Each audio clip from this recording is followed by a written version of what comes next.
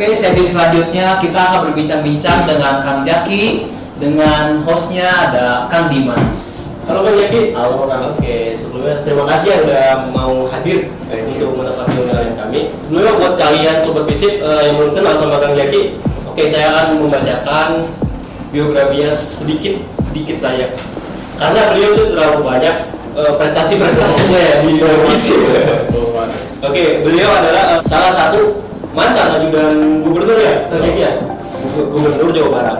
Kemudian beliau juga adalah mahasiswa berprestasi yang berprestasi dalam bidang Mojang Jayaka Karawang pada tahun berapa Kang Jaki? Tahun 2022. Oke, tahun 2022. Sebelumnya Kang Jaki, saya mau bertanya-tanya nih. Kang Jaki kan aktif di ranah luar, nah, dan di akademik. Pertama, bagaimana sih cara Kang Jaki untuk ngestara ini antara akademik dan di organisasi luar? Sejauh ini sih aku selalu haus akan sebuah pengalaman di mana bagi aku nggak boleh milih-milih terkait apapun yang akan aku hadapi gitu kan, bukan hanya di masa sekarang tapi juga di masa yang akan datang. Selama ini aku dari semester 1 sampai semester kini menginjak semester 7, aku selalu memplanning diri aku untuk bisa mencapai satu capaian emas di setiap tahun. Pada saat mahasiswa saya lebih kayak memplanning bagaimana di mana saya semester 1 sampai semester 4 itu saya fokus ke dalam internal kampus, di mana saya ikut seperti pengembangan diri, kepanitiaan dan yang lainnya. Sedangkan ketika menginjak semester 5 ke atas, saya berfokus untuk bisa mencari relasi di luar kampus. Oleh karena itu aku juga mengikuti pemilihan Mojang Jayaka Kabupaten Karawang tahun 2022 dan alhamdulillah menjadi pinilih pada saat itu. Dan ya, membagi waktunya tentu itu juga sangat sulit sih, karena aku setiap minggu, setiap weekend itu aku harus pulang pergi ke Karawang karena aku harus menjalankan advokasi aku selama 1 tahun menjabat di Karawang. Karena menjadi Mojang Jayaka bukan mencari seorang yang seorang model, tapi mencari seorang role model, dan hal itu yang menjadi berat di pundak saya karena saya juga merupakan representasi dari generasi muda di Kabupaten Karawang pada saat itu. Mungkin sekarang juga udah purna karena baru kemarin tanggal 18 September itu final Karawang. Ya gitu sih sejauh ini, dan ya kita harus tahu bahwasanya kegiatan kita tuh 2 minggu ke depan tuh mau apa. Karena nggak ada kegiatan 1 hari pun kosong.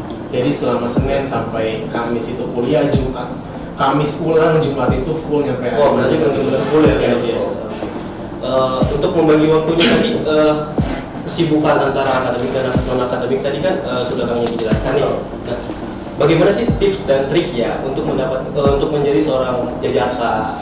Nah, sebenarnya jika saya udah terjun, aku lebih kayak paham bahwasanya tiap kota kabupaten masing-masing itu mempunyai kriteria masing-masing. Di Kabupaten Karawang adalah mencari sosok monumen sejarah berbangsa yang memang sangat kritis dalam hal-hal yang terbaru, apalagi mungkin aware terhadap isu internasional ataupun isu sekitarnya. Bagi aku, sosok Mojang Jayaka adalah seseorang yang bisa mewakili, merepresentasikan generasi muda di kabupatennya dan bisa menjadi contoh yang lebih baik lagi bagi perkembangan pemuda di kabupatennya. Dengan advokasi yang dia punya, dengan kecerdasan, karena di Mojang Jayaka itu ada 3B, beauty, brain, and behavior, dan itu yang harus benar-benar dikedepankan oleh generasi muda untuk bisa menjadi sosok monumen panutan di kota kabupaten masing-masing. sangat sibuk ya kabupaten. Ya alhamdulillah sih, sejauh ini emang kegiatan padat di Mojang Jayaka karena 1 tahun juga kan mengabdi. Setelah itu juga karena nggak puas, di tahun 2022 aku lebih memberanikan diri untuk bisa mendaftar kembali ajudan. Karena sebenarnya di tahun 2022 itu daftar tapi gagal. Nah, beralih dari kegagalan tersebut, rasa sakit hati itu, aku mencoba memberanikan diri untuk daftar Mojang Jayaka Karawang. Terpilih menjadi pinilih, aku memberanikan diri lagi untuk bisa membalaskan dendam di tahun 2023. Dan alhamdulillah terpilih menjadi salah satu ajudan milenial Gubernur Jawa Barat yang pendaftarnya itu kurang lebih 4.000 lebih orang, dan hanya terseleksi 15 orang dari seluruh Indonesia, yang 10 dari Jawa Barat serta 5 itu dari luar Pulau Jawa dan luar Jawa Barat. Berarti akan salah satu saingan saya dulu juga ya. Saya dulu pernah daftar juga ya, ajudan milenial, cuman nggak tahu pas seleksi gagal. Oke. Ya itu karena memang aku juga evaluasi diri aku kekurangannya tahun kemarin. Bagi aku evaluasi diri itu penting banget untuk bisa lebih baik lagi ketika kita datang untuk bisa siap bertempur di kemudian hari. Siap. Oke, untuk selanjutnya Kang, sekarang nih apa organisasi yang di kampus nih yang akan ikuti kira-kira? Oke, kalau di kampus mungkin aku nggak ada ya, karena aku sekarang lagi fokus ke pengembangan diri aku di luar, terus juga sekarang fokus untuk bisa fokus untuk meneliti buat tugas akhir kayak gitu. Sejauh ini aku mengikuti organisasi di luar sih, maksudnya sekarang juga sedang aktif untuk bisa, karena aku punya tanggung jawab untuk mendidik dari Mojang Jejaka kabupaten aku yang bakal lanjut ke Jabar juga nantinya. Terus habis itu juga sekarang sedang aktif di Paguyuban Mojang Jejaka, Jawa Barat, sering bertugas. Setelah itu mungkin juga setiap weekend biasanya aku ngambil job MC sih. Itu aja sejauh ini di samping kuliah. Oke. Sibuk sekali kerja untuk teman-teman podcast FISIP, jika teman-teman ingin mendaftar sebagai ajudan milenial Gubernur Jawa Barat, bisa nih Kang kasih tahu apa aja persyaratannya dan bagaimana prosesnya seleksinya.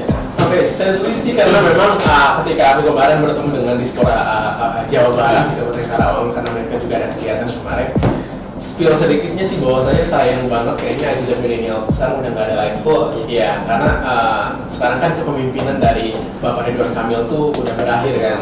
Tapi kita lihat lagi nanti ke depannya gimana, apakah PRK juga bakal maju menjadi Jabar satu kembali atau enggak. Karena memang sejauh ini belum ada pembicaraan terkait ajudan milenial Gubernur Jawa Barat batch 6-nya. Karena kemarin batch 5 terakhir kemungkinan itu, dan paling sejauh ini dari video sih ya. Kalau dari video itu tentu kan itu sebagai first impression-nya orang-orang di sosial media, dimana dia bisa tahu penyampaiannya, inti pokoknya yang dia ingin sampaikan itu apa, isu benar-benar terkini dan relevan itu perlu.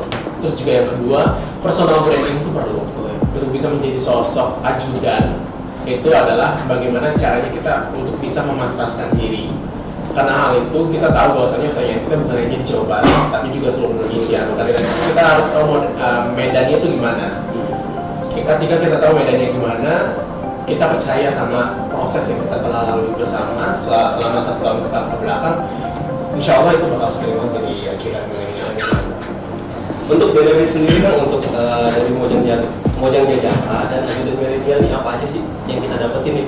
Banyak banget benefit yang aku dapatkan sih setelah menjadi Mojang Jejaka lalu ajudan milenial. Ketika aku menjadi Mojang Jejaka, aku banyak banget bertemu dengan orang-orang penting di kabupaten aku dan juga di Jawa Barat. Bahwasanya aku juga bisa berkolaborasi dengan orang-orang hebat bukan hanya di kabupaten aku tapi juga seluruh Jawa Barat ketika saya bertemu dengan Mojang Jejaka Jawa Barat pada saat itu. Di samping itu juga banyak kerjaan sampingan tentunya yang bakal datang ke diri kita, kayak misalnya ada job MC ataupun terkadang ada locker yang memang diinfokan hanya khusus orang-orang yang mempunyai title Mojang Jejaka.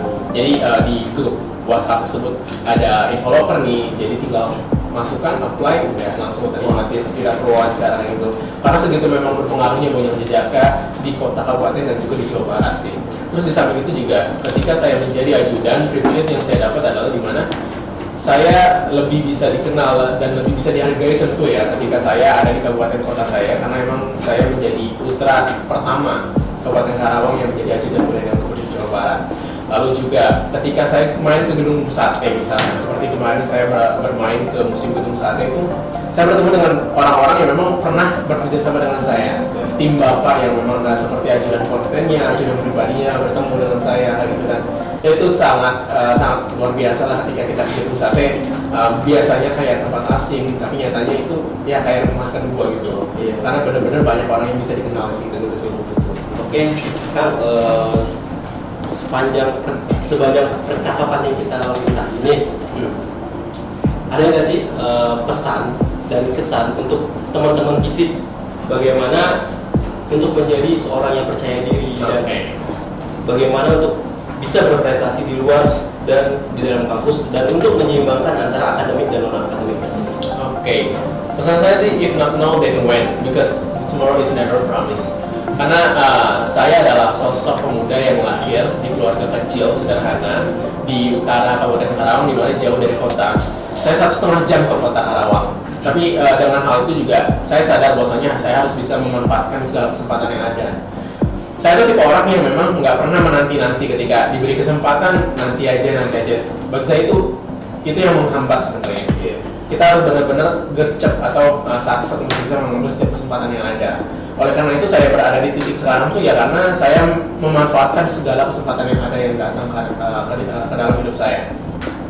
Karena saya selalu berdoa bahwasanya di mana ketika saya gagal masuk PTN pada saat itu, saya selalu percaya sama jalur yang akan Tuhan berikan. Karena bagi saya rencana Tuhan itu adalah rencana yang terbaik, dan mungkin selama ini ketika Tuhan memberikan rencana itu, aku selalu percaya sama jalannya dan aku selalu menjalani, dan akhirnya juga membawa aku ke titik yang sekarang sih. Dan masa depan tuh merupakan misteri yang terbesar yang kita nggak pernah tahu hingga sekarang. Oleh karena itu kita juga harus bisa mempersiapkan diri kita sebaik mungkin. Jika kita tidak ingin terinjak di masa yang akan datang, kita harus bisa mempersiapkan diri kita sedari sekarang. Itu sih. Pertanyaan terakhir Kak, kasih satu kata simple dan bermakna untuk sahabat-sahabat FISIP yang sedang menonton, yang bisa membangkitkan gimana mereka untuk menjadi diri sendiri. Luar biasa. Saya percaya bahwasannya anak-anak FISIP itu adalah anak-anak yang sangat luar biasa sekali, bukan hanya terkait public speaking-nya, tetapi juga terkait isi dalam hal yang mereka bicarakan. Bagi saya, anak-anak FISIP merupakan anak-anak yang memang sangat cerdas, dan itu juga akan bisa menjadi tolak ukur ataupun bisa menjadi penopang ketika kita mencapai Indonesia Masa 2045 nanti. Dan itulah ya pesan untuk anak FISIP, selalu percaya diri bahwasanya juga masa depan Indonesia itu ada di tangan kita semua. Masa depan diri kita juga ada di tangan diri kita masing-masing. Jadi tolong percaya pada diri sendiri, bukan kepada orang lain. Karena hidupmu adalah untuk dirimu sendiri, bukan untuk orang lain. Jadi persiapkan dirimu untuk bisa menjadi sosok orang yang memang akan bisa menjadi pribadi yang lebih baik di masa yang akan datang. Milikilah prinsip di mana kamu harus menjadi pribadi yang lebih baik di hari sebelumnya. Hebat. Oke Kak, terima kasih untuk waktunya. Halo Sobat FISIP, gimana tadi podcastnya, seru nggak? Seru nggak Kak? Seru sekali. Apalagi kedua narasumber kita itu hebat-hebat, Banyak prestasi aja. banyak prestasi ya. Terus aku juga ini udah nulis kesimpulan dari kedua narasumber kita nih, dari Kang Fadil. Kang Fadil itu kalau kalian lupa, beliau itu penerima beasiswa Jarum Plus, dan beliau juga mengemukakan tips and trik biar dapat beasiswa. Satu, harus mengetahui alur dan mekanisme penerimaan beasiswa. Kedua, menyiapkan berkas-berkas yang dibutuhkan sesuai dengan penerimaan persyaratan beasiswa. Tiga, belajar dengan proporsi waktu. Lalu cara menyeimbangkannya adalah ketika jenuh waktu belajar, kalian harus meluangkan waktu untuk diri sendiri buat otak kita tuh istirahat. Lalu benefit yang Kang Fadil dapat dari beasiswa Jarum, satu ada pelatihan-pelatihan yang bermanfaat untuk menggali potensi diri kita lebih jauh, dan kedua ada yang pastinya ada uang selama per tahun. Lalu syarat pemberian beasiswa ada minimal IPK-nya itu ada 3, lalu mengikuti tes, dan ketiga menyiapkan berkas-berkas yang dibutuhkan. Lalu closing statement dari Kang Fadil yaitu sebagai mahasiswa itu harus produktif untuk Indonesia. Lalu sesi 2 ada Kang Jaki, beliau itu adalah jajaka dari Karawang dan mantan ajudan dari Ridwan Kamil. Tips and trick dari Kang Jaki, satu, planning diri untuk mencapai tujuan-tujuan kita, mengikuti perkembangan diri di dalam kampus ketika awal perkuliahan. Ketiga, mengikuti pengembangan diri di luar kampus ketika menjelang pertengahan perkuliahan. Keempat, mengevaluasi diri untuk mencapai tujuan di kemudian hari, lalu memanfaatkan dengan baik setiap peluang yang datang kepada kita. Lalu benefit yang Kang Jaki dapat dari kegiatan di luar kampus ada mengenal, bertemu, dan berkolaborasi dengan orang-orang yang hebat. Dan closing statement dari Kang Jaki adalah selalu percaya diri karena hidupmu untuk dirimu sendiri, miliki prinsip untuk menjadi yang lebih baik dari hari-hari sebelumnya. Gitu kan? Banyak banget ya dari banget ya. Sekian ya kan dari kita. Nah itu Pispot atau FISIP berpodcast di episode kali ini. Buat kalian yang masih penasaran, kita akan membahas apa di FISIP di episode selanjutnya. Stay tune aja di channel FISIP dan IG web FISIP Unjani. Aku Fajar Rizky, Saya Dimas Boy Samudra. Pamit undur diri, sampai jumpa di episode selanjutnya. Bye.